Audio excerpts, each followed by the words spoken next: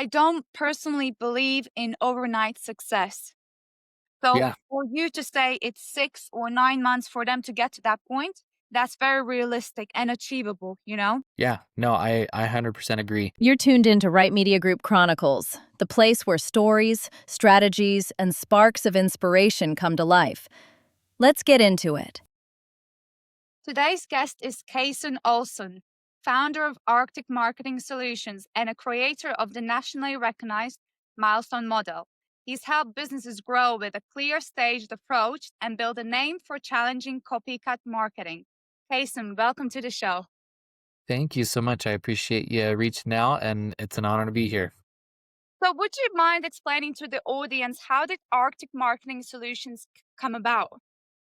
Yeah, for sure. That's a good question and a good story. So Mhm. originally I worked in-house for many different companies, both, small to medium-sized businesses as well as international corporations. And if any internal house, in-house marketer knows, if the company can't hire more hands, usually you're wearing multiple hats, right? And so we in multiple cases, we had to outsource, to different marketing agencies to be able to help take off some of that, the stuff on our plate and to open up some of our bandwidth to reach some of the goals that we were, striving for.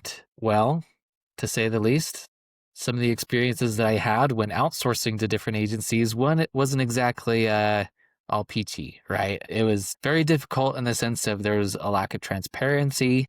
We were paying an arm and a leg to be able to just get what felt like simple things done. 3 backlinks here, 2 SEO blogs here. And then the ultimate determining factor of what kind of created that frustration was we would be spending all this money and there wasn't any kind of tracking or ROI that was put into place, right? We would ask them, okay, we're doing all this. What does that mean?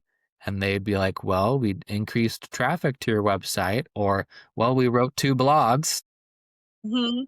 but it didn't really provide, the real tangible results that we were looking for as a business. And so ultimately, I had several opportunities pop up to freelance, and I was like, you know what? I am really good at marketing.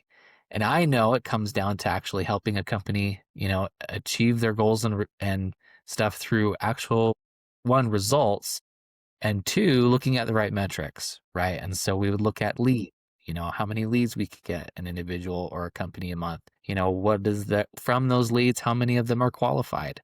Kind of look at those. And so that then sparked kind of the interest of, all right, let's kind of change the, norm that a lot of these agencies and companies kind of experience and transform it into a more of a partnership where we actually work with people to help them reach their goals. And so it kind of just became a snowball effect of developing Arctic Marketing Solutions, bringing on team members to be able to help on the fulfillment side and then continuing to grow that way.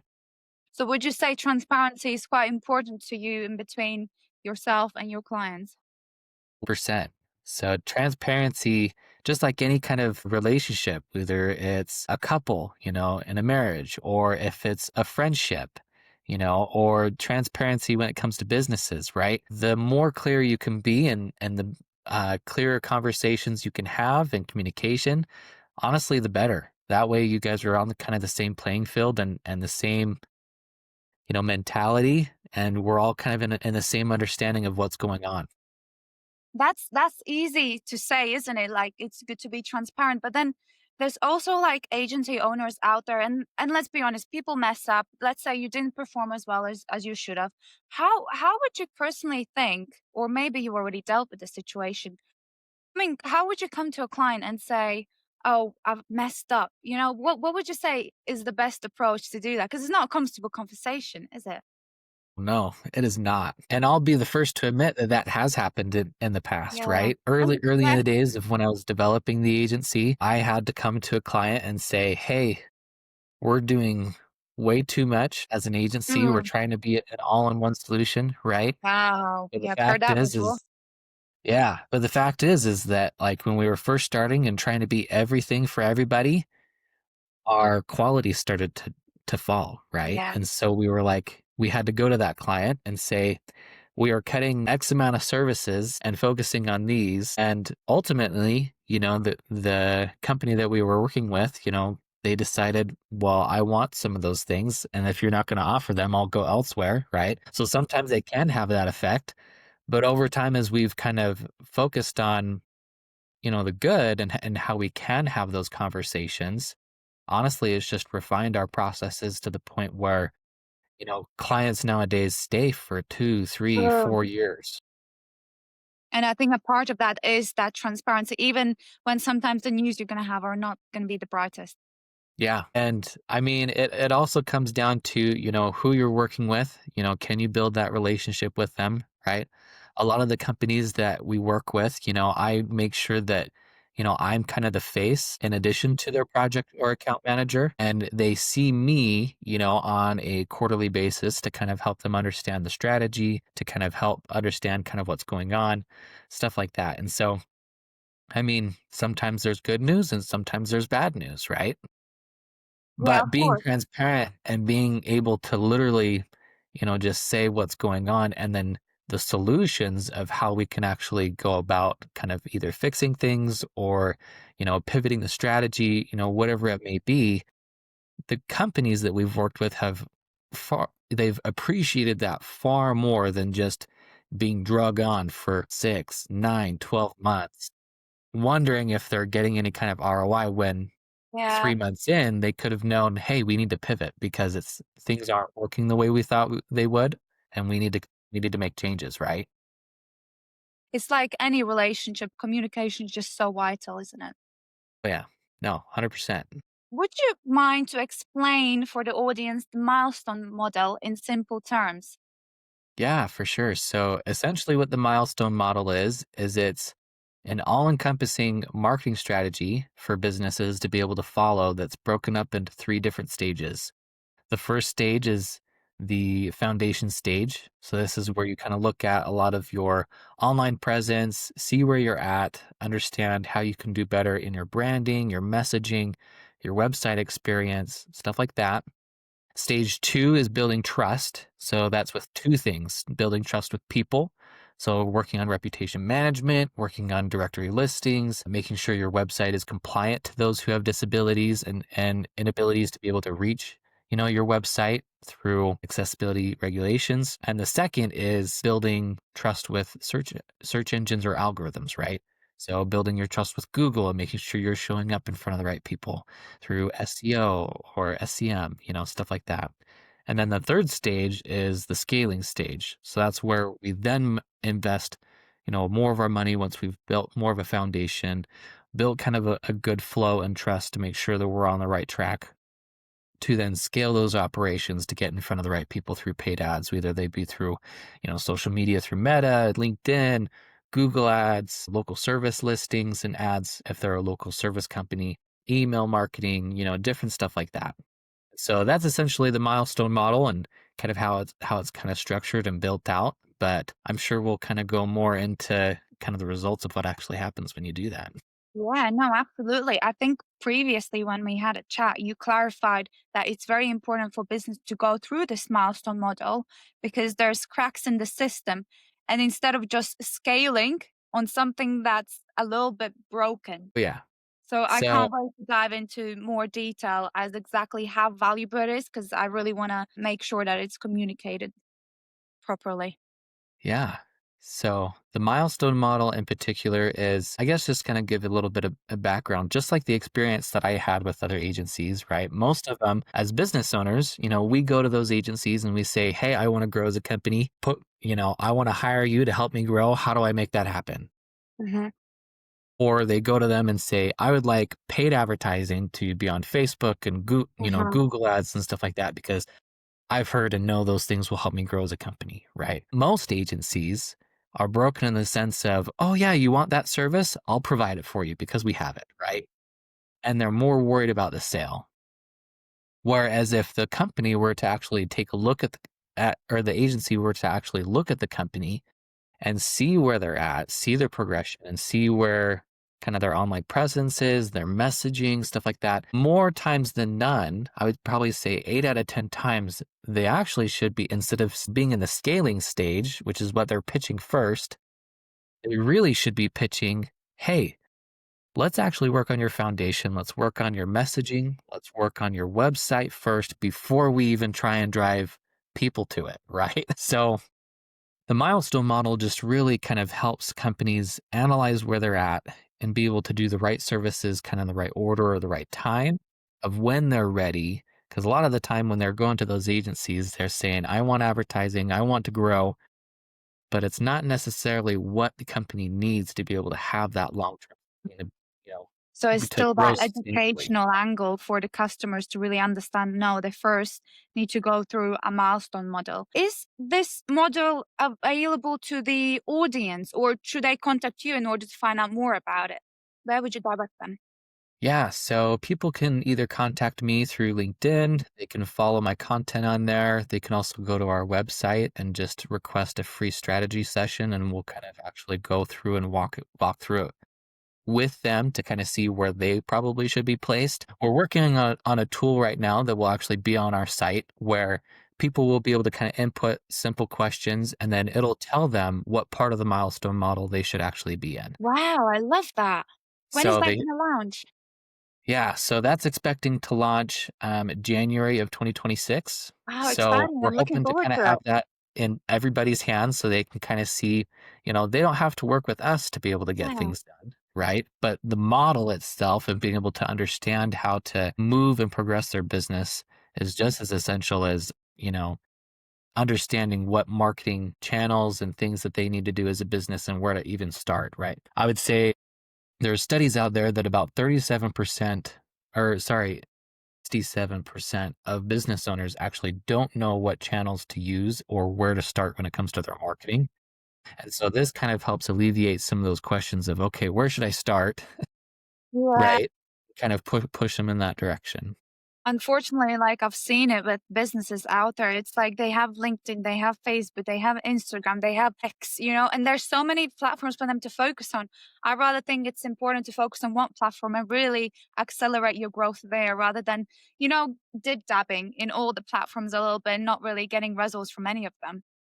Oh yeah. No, and I mean to your point, I 100% agree, right? If they're spread so thin on their time, their effort, and even their budget, most of the time they're just burning their money because they're Yeah. not actually, sinking their feet into the ground to kind of see if it Yeah. will really produce results, right? Sometimes we could, as an agency, we will pair a couple together. Like, for instance, we'll pair SEO with SEM, like Google Ads or something like that, right? But that's because they go tandem together as far as the strategy goes, right? Helping work with each other. Rarely do we say, I want you to start SEO and, Facebook ads at the same time I see. Okay, because yeah. then their budget is split. It's not going to be as effective as if they were to focus in on one channel or one area, just like you said. So moving back to the milestone model, why would you say it's risky for businesses to skip these steps and just jump straight to ads? Well, I'll give you an example. So you can scale and you can produce results with ads. However, they're not going to be as effective. We've had clients go through and come to us and say, we've analyzed their company and we've said, hey, you need to, work on your messaging and your website before we even think about ads. And they're like, no, no, no, no, no. Like, I need to grow now. We need to produce results. So get us into the ad system. And so, we'll be like, all right, like but just fair warning, Yeah. it's not going to be as effective. And so we'll produce and we'll help them come along. For instance, we've helped a nutritional and personal training company who was pretty adamant about just starting with ads. So we helped them and we've been able to help them get a pretty decent amount of leads through, Google LSA ads. However, I think, had we continued to kind of go back and go through kind of the milestone model in the processes, they would usually see a lot better results instead of just having kind of to skip steps. I think there was actually a study by Forbes and I think it was HubSpot. They kind of came together and they showed a study that when businesses actually go back and focus on the framework, like the milestone model, like the foundation, and kind of putting those things into place first, over a 12-month period, they're expected to receive a 60% increase in revenue. That is And so massive. helping companies understand just because you want ads and skipping to that step isn't always going to get you the results that you're actually wanting, even though they think they have that mentality, right? And I mean, I think that's also to, you know, the downfall of marketers, right? Because we've said, you need to pay ads. You need, to make money, you have to put in money. And to a certain extent that's true, right? But sometimes, just over the last decade, marketers and companies have influenced and said, this is what gets us results when, they're at a different stage than what another company might be at. And they might not right away, right? Sometimes it's best to just go back to the basics, making sure that process is going well before Yeah. you end up scaling that. No, I completely agree with that. I absolutely love this model. Honestly, I haven't heard anything like that out there yet. So I do hope people get in touch with you because it sounds very interesting for me. Thank you. Yeah, and I mean, even just in today's age, right? There's so much talk about AI and how it can influence things. A lot of people were saying SEO is dead and that Mm. they should drop that and only focus on SEO. Well, there have studies been that have been shared that 98% of traffic still goes through Google and not AI. And so it kind of begs the question of like, a lot of companies want to chase that shiny new thing, right? The shiny new trend or new strategy. But like you said, Joanna, sometimes it's just going back to the basics and understanding like I need to be better at positioning my value as a company and coming up with a actual full strategy for the company than just, chasing the shiny thing.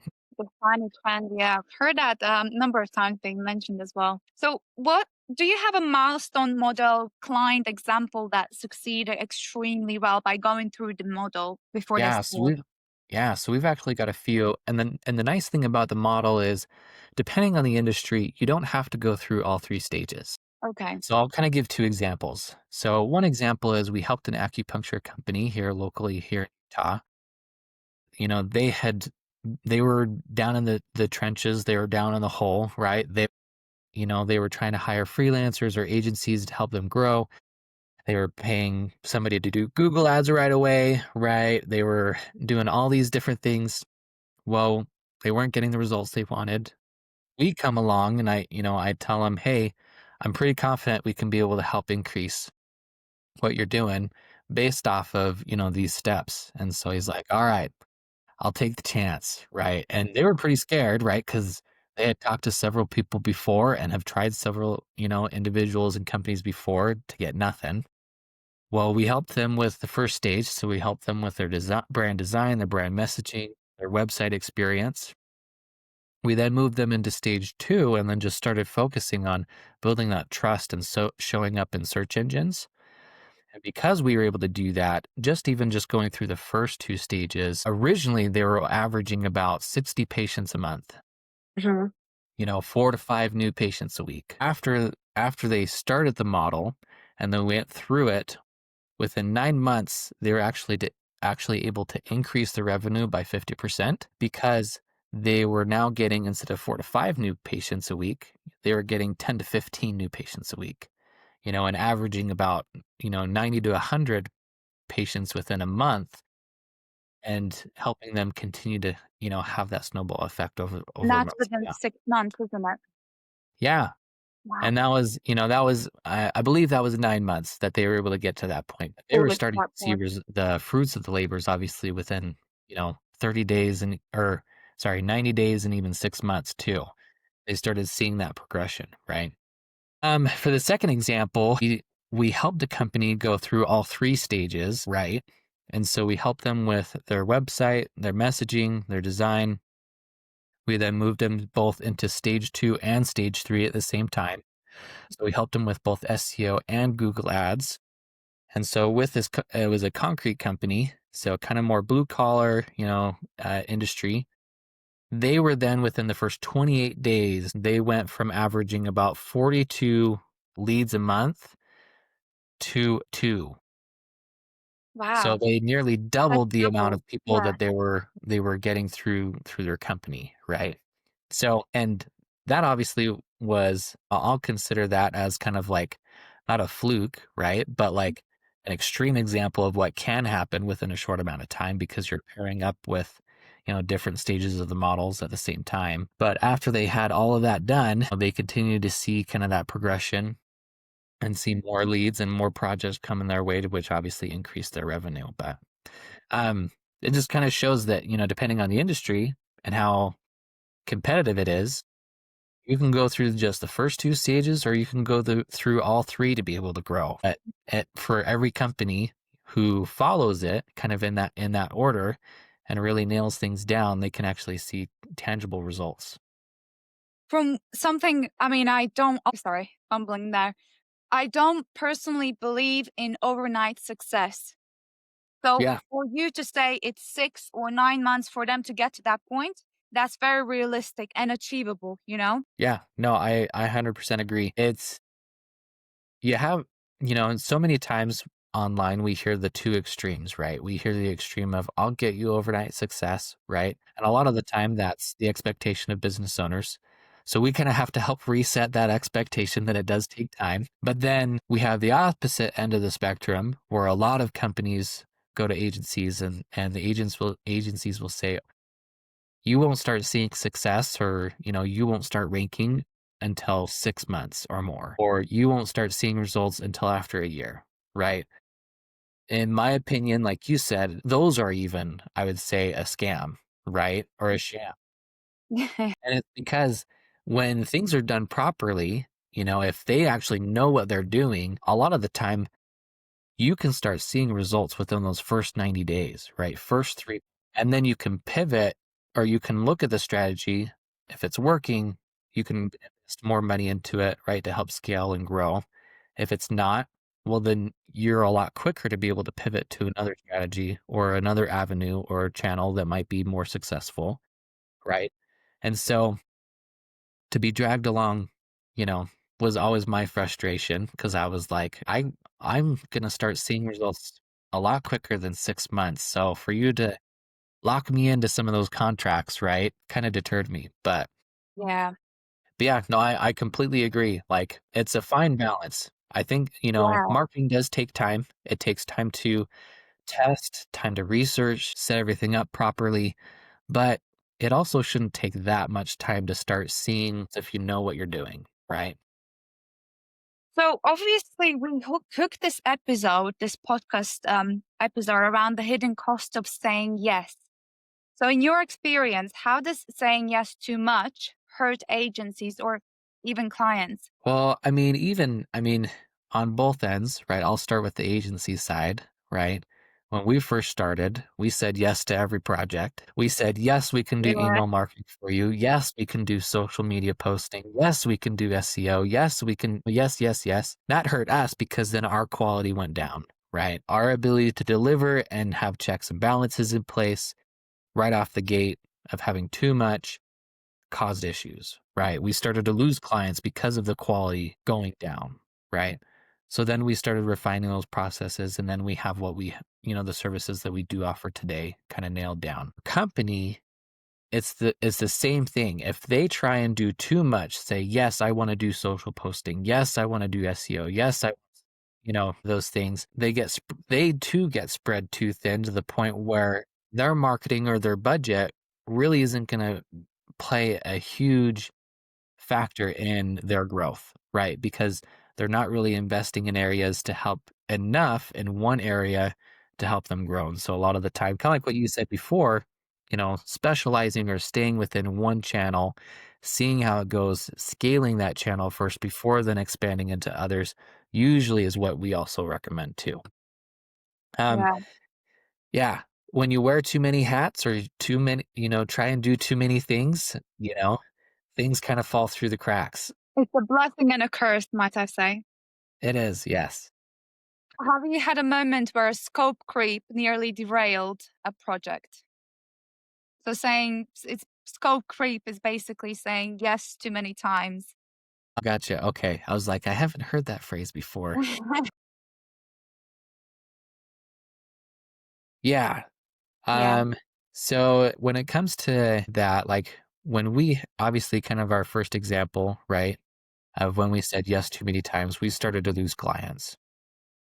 Another example might be um, even in house. When we started saying yes and started bringing on team members to be able to help on the fulfillment side, just for the sake of trying to, have those projects done and having the hands and stuff like that, rather than focusing on the quality of some of those clients, that also had, you know, the same effect. So saying yes too many times, without proper consideration and understanding, what we can do both internally and externally can have, a negative effect.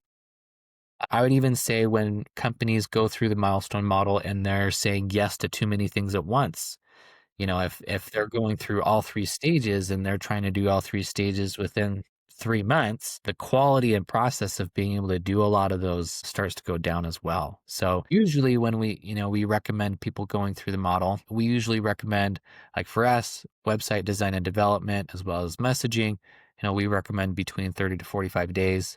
That's usually a lot quicker than other agencies. Some agencies will take up to 3 months just to do a website project. And then for SEO, usually we start with a minimum of 3 months or 90 days, right? To kind of assess, see how strategy's going. And then from there, either scaling operations within SEO or moving into the paid aspect to help assist kind of in those. You're looking more at, you know, 6 to 12 months kind of for the full model itself. Take into effect. Yeah. So saying yes too quickly sometimes of trying to do everything all at once, kind of like we mentioned before, can spread budget, spread you thin, and you're trying to move too quickly to the point where you can't well understand what's actually going on with the data. I think it's very important to find that balance that we keep talking about, because from one way you're trying to please the client, you're trying to over deliver if anything because you want them to stay with you, but at the same time you need to find that balance between saying yes too much and no, wait, that's we can't do that right now, or pleasing too much. Exactly. And sometimes that upsets clients, right? Because they're like, Yeah. well, I thought you could do anything. And it's like, well, we can to a certain extent. Yeah, of course. So what would you say is the hardest part of running Arctic right now? Would you say it's scaling the team, educating clients, or keeping boundaries? That is actually a really good question. I Makes would you think, probably doesn't it? say, yeah, I'd probably say either the first or the latter. So, scaling internal processes, we're bringing on a lot of new team members to kind of help assist with, different clients. And for us, a lot of them have to almost be an image and a mirror of myself, right? And kind of my values for the company and what we want to achieve. And so finding some of those people sometimes is a little more difficult than anticipated. And so just making sure that, high quality talent and work is within the workplace. Right now we have an excellent team. We're super thrilled to have all the people that we have on there delivering the results that they do. As far as the latter, boundaries are definitely, I think, something that we're always continuing to assess, right? So, for instance, we took on several projects this year that were more custom for marketing strategy and assisting in working with other agencies to help deliver things. And those, if I'm being completely honest, did not go over well. And, a lot of it had to do with we were restricted on the access that we could actually have. And we couldn't really set up the data that, and tracking that we needed to be able to well assess the company and its growth. The other agency essentially blocked us from being able to do anything on the website, and we had to go through them. So processes took twice, if not three times as long, So creating a lot of those boundaries sometimes are definitely difficult, right? More so in the sense of, who do we work with, which, we're always refining that to make sure that we're working with people who, actually want to grow, who aren't spreading themselves too thin with working different partners. We don't mind if they work with other people, but if all the hands aren't professionally in the pot to be able to mix and to be able to work together, you're not going to get a very good stew, right? You're going to leave out ingredients. You're going to leave out people. So those are definitely, I think, some things that we're still kind of, adjusting and growing with, which, really any business as they continue to grow and scale will eventually face, right? Yeah, I mean, let's be honest, as a business owner, and especially in marketing, I think you constantly need to reinvent yourself, especially when there's I mean, marketing keeps changing all the time, new policies. Now there's AI and it's like restrictions. Like how do you manage all the change, Kason? Well, the nice thing about, I'd say, the milestone model is that despite kind of the changes that actually occur and happen through technology, through human behavior, stuff like that, it's almost time tested and proven that despite those changes, we've continued to actually thrive in create and having essentially that proven structure. And so obviously when it comes to more of the technical aspect, we have team members that always try to stay up to date on, different policies, different algorithm updates and stuff like that. I mean, even this week, we had one where Google decided to do some back end updates. And so our third party tracking, softwares were unable to track, rank positioning and different stuff like that to a certain extent. And so it's like, okay, we've got to pivot, right? And so we did put things in place to kind of help, I guess, adjust for that or just keep an eye on how things are going so that we can be able to pivot for those. But essentially, a lot of the stuff that we do stays the same. We try and we're established enough to where in our strategy and who we are as far as processes that it really doesn't change all that much despite, you know, there constantly being external changes that occur. It's really funny that you asked that just because, so many companies are, always saying you need to change your image, you need to, change, you know, yourselves all the time and stuff like that. But essentially, when you've nailed that down and you've understand who your target audience is and really built your messaging and foundation in such a place that is catered to that, you don't have to do too much changing. In regards to obviously knowing your audience and obviously for Arctic as well, what would you say has been the most successful strategy in client acquisition for you personally from what you've seen over the years? Yeah. So for us, a lot of the strategy that we've implemented as an agency has been more catered toward referrals and strategic partnerships with other agencies. So one thing that we've done is we've partnered with other agencies that don't provide the same services we do, whether that's marketing strategy or SEO or websites, right? And they'll send us some of their clients or referrals to us to kind of help with a lot of those needs. Hmm. We've kind of established that. And so on a monthly basis, we'll get a pretty good influx of those. The other thing that we're doing too is, we are trying to practice what we preach. And so we actually are following our own milestone model to be able to Mm. kind of help us see that same success and growth that we have with our clients, right? It's so funny as marketers and as even an agency, right? We're so focused on helping other companies that we sometimes forget to market and do it ourselves. It's really funny you say that because I've heard it time and time again. We're experts in helping others, but not ourselves because we're just Yeah. so focused on delivering and we don't do it for our own business, which I think for the long term you have to make time for it. Exactly. And that's where we have been this year. We've kind of assessed where we're at. We've looked at ourselves, we've placed ourselves in our own model, and we have progressively been pushing. So what are your future plans for Arctic, Kason? Well, essentially, Arctic marketing, we're kind of going back to that milestone model. We've recognized that we have started to blend in with a lot of agencies, even just here in Utah. And so we're actually taking a strategic and risky pivot to change essentially not what we do, but how we position ourselves within the market. If Yeah. you look at different agencies and look at their websites and stuff like that, a lot of them look almost cookie cutter, right? They almost look identical. It's, office setting, stock imagery. They go over the same services Yeah. like that. And we're actually positioning ourselves and going through the process of reforming that to be more CEO led. So you'll see a lot more of myself kind of on the website coming in the next few months. Well, actually, within the next month, we should be publishing the new site. And then kind of positioning it to stand out a lot more than just, we're not really like other agencies, right? We don't get the same results that we do, we get them better. Mm. And so we are positioning ourselves to more of kind of that trust factor of there's actually people behind who know what they're doing, right? From a strategic level. And we've got a team that can do it. And so that's kind of what we're doing over the next little bit.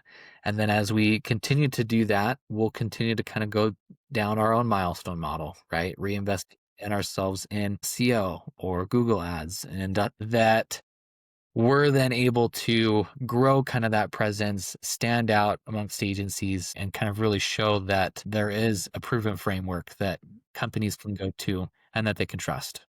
Now, this question I've been waiting to ask. Honestly, is my favorite one so far. So, on one of your LinkedIn posts, I believe you posted in regards to emails and having 100% open rate. So, I'm very, very curious. As much as you can let us know, what exactly was the strategy behind it, or one to two things that moved the needle the most in this 100% open rate? Yeah, for sure. Well, I'll say that 100% open rate is like nearly impossible. Yeah, yeah, I say that. And the way that we were able to do that was, just a couple quick tips when it comes to it. We obviously made sure that the leads that we were scraping and the contacts that we were going after, we verified them several times, right? So we made sure the quality of the data or the information was there. The other thing we also did was we made sure that we were very short and concise when it came to subject lines, because that's what promotes open rates, right? I mean, I'm talking less than 7 words, like 5 or less. So 5 or less words. We also used a lot of the strategies and kind of tips that I don't know if you've heard of Jay Swindelson, I haven't, but no. he owns his own email, marketing agency, and he provides so much value and data to the public all the time. And Yeah. so whether that's how, different emojis within the subject line have affected people over time or, within a season, or certain words or, different stuff like that, right? Or the best times to be able to schedule and do email marketing. And so we kind of analyzed that. We took a lot of those tips from him and then we implemented them. Lo and behold, 100% open rate. Wow. No, incredible achievement there for sure. What is your take on AI, Kason? Is that something that you do try and implement in your business to make sure you're more effective? Or is that something you are at the other end of the spectrum where you're like, no, I won't use this, I won't implement it in my business? Yeah. So the nice thing about AI is it's what you make of it. Uh-huh. Right. And we utilize AI to a certain extent. We help it with some of our internal processes. We help it with coding. We help it with copywriting.